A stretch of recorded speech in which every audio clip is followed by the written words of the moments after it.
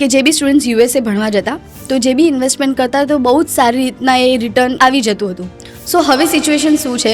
શું એ સાચે સ્ટીલ એવું છે કે ના પિક્ચર્સ હેવ બીન ચેન્જ? આ સવાલ તમે એટલા માટે પૂછો ને કે આ ટ્રમ્પની ગવર્મેન્ટ ચાલે છે ને આટલું બધું તમે લોકો સાંભળી રહ્યા છો. તો એક બહુ સિમ્પલ આન્સર કહું આનો, તમે છે ન્યૂઝ જોવાનું બંધ કરી દો પહેલાં તો. અને ટ્રમ્પે આમ કીધું, ટ્રમ્પે પેલું કીધું. ભાઈ તમે ત્યાં સ્ટુડન્ટ વિઝા ઉપર છો, તમારી લાઈફમાં કોઈ ચેન્જીસ જ નથી આવ્યા. જે પહેલાં જે છોકરાઓ હતા, જે સ્ટુડન્ટ જતા હતા અને જે લોકો ત્યાં હતા એમની પણ લાઈફમાં કોઈ ચેન્જ નથી આવ્યો. અત્યારે જે ત્યાં જવાના છે એનું પણ નોર્મલ જ છે. એવું કોઈ ચેન્જ આવ્યો જ નથી કે જેમાં આ ક્વેશ્ચન ઊભો થાય. પહેલાં અને પછી જે હતું એ જ છે. જે મહેનત કરશે એને યુએસમાં પૈસા મળશે, જે મહેનત નહીં કરે પૈસા નહીં કમાઈ શકે.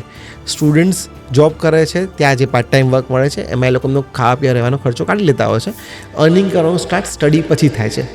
H1 વિઝા થોડા ડિફિકલ્ટ અત્યારે લાગી રહ્યા છે, પણ એ પણ જે બિચારા ત્યાં છે એ લોકો માટે ને. અને તમે અહીંથી હવે જઈ રહ્યા છો તમારે તો 4-5 વર્ષ પછી વિચારવાનું છે. ત્યાં સુધી ગવર્મેન્ટે ચેન્જ થશે ને કંઈક નવું આવશે પાછું. એ શું કામ વિચારવાનું આપણે?